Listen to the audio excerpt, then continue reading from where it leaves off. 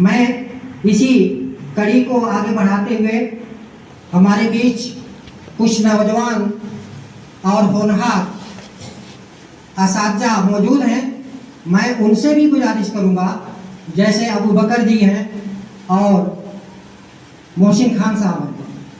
मैं सबसे पहले मोहसिन खान साहब से मैं गुजारिश करूंगा कि आप आएँ और चंद बातें आप इस इस्तकबालिया प्रोग्राम को कामयाब बनाने में सामने रखें।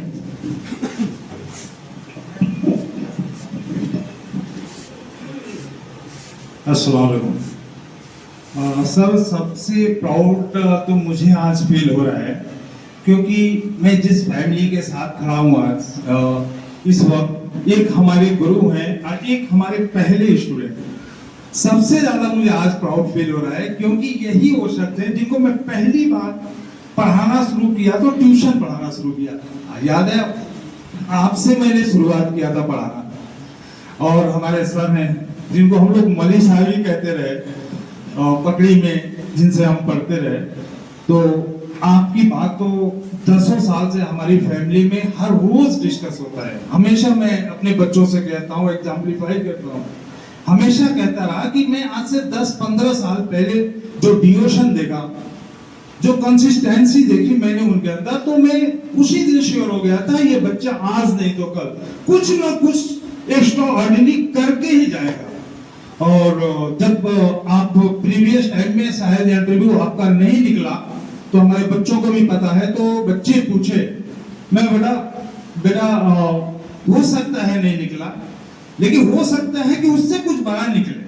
तो अल्लाह ताला कई बार हमें रोक देता है कामयाबी के एकदम करीब ले जाकर, क्योंकि उसे हमें बहुत कुछ बड़ा देना होता है, जिसके लिए हम लोग ट्राई कर रहे होते हैं। वो उसे नहीं चाहिए, वो हमारी जो लेबर है, जो हमारा वर्क है, जो इसके लिए हमने ये डिवोशन दिया है, उतने सैक्रिफाइसेस दिया है, उसको अल्लाह ताला को लगता है कि नहीं, ये बंदा इससे बड़ा कुछ देना है। तो आपको बहुत प्राउड फील होता है। और इंशाअल्लाह उम्मीद है कि अभी ये हम लोगों का सफर यहाँ नहीं रुकेगा, अभी हम लोग बहुत दूर जाएंगे। Thank you.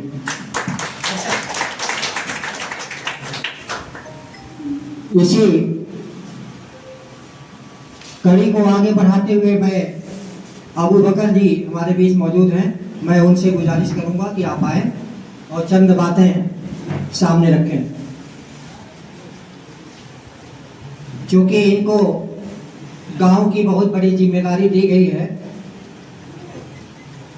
घर गांव के तमाम वोटर लिस्ट से लेकर के और पूरी काउंटिंग जो है इन्हीं के जिम्मे है।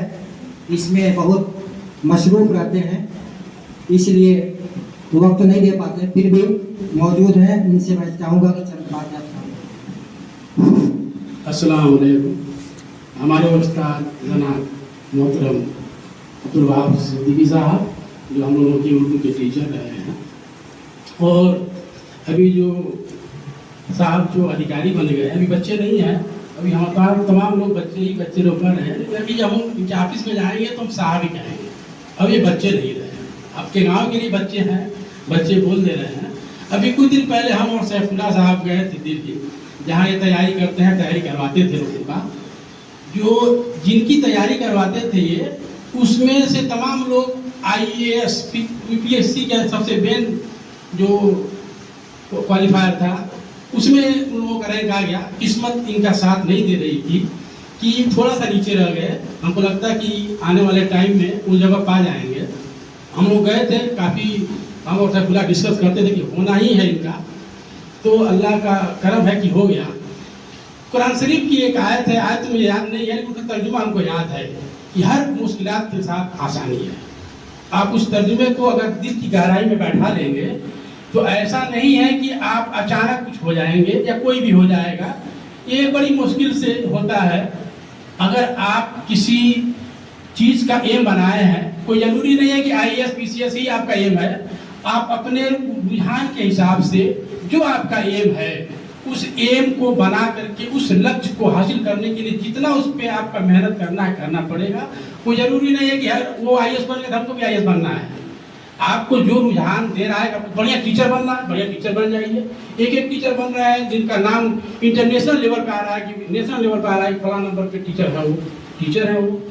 तो कोई जरूरी नहीं है कि ये जो अधिकारी बन रहे हैं वही आपको भी बनना है। हमारे गांव के बच्चे हों, फिर अगल बगल के बच्चे हों, ये मौका जो हम यहाँ पे तैयार किए हैं, ये केवल इसलिए किए हैं कि जो हमारे बच्चे, गांव के बच्चे हैं या अगल बगल के बच्चे हैं या रिश्तेदार में हैं, वो सुन करके हमको भी पता है कि ये भी नौकरी कर रहे थे, ये जॉब कर रहे थे, हमको जहाँ तक जानकारी है, सुना भी हूँ। तो जॉब छोड़ के आया, क्यों छोड़ के आया? इनका पहले सीएम नहीं था कि मुझे बनना है। शायद हमको लग रहा है झूठ बोल रहा हूँ या सही बोल रहा हूँ, लेकिन मैं सुना था कि आपके गांव के जो क्या नाम है उनका, पहले जो IAS हुए थे, हाँ, जो उनका एक प्रोग्राम था, उस प्रोग्राम के बाद शायद आप तैयारी में लगे। ये बात सही है? पहले से था। तो कहने का मतलब ये है कि ये रुझान आपके दिल में अगर जिस लेवल पे है, जिस तरह का है, उस तरह की तैयारी आपको करनी पड़ेगी।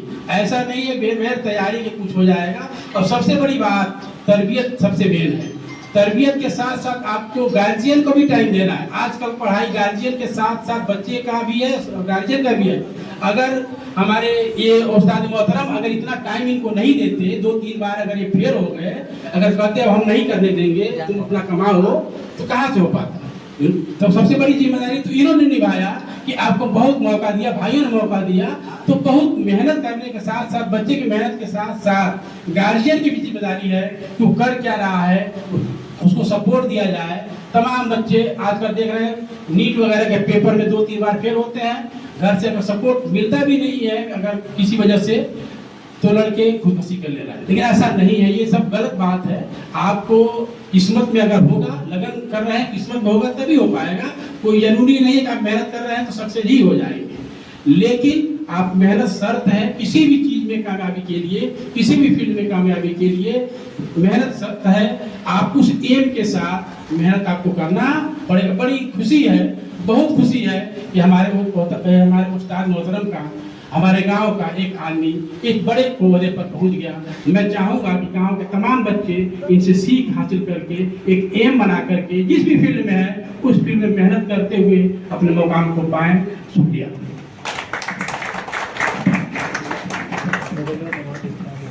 इस इस्तकबालिया प्रोग्राम के आगे बढ़ाते हुए मैं चाहूँगा कि बाबू सैफुल्लाह हमारे बीच मौजूद हैं।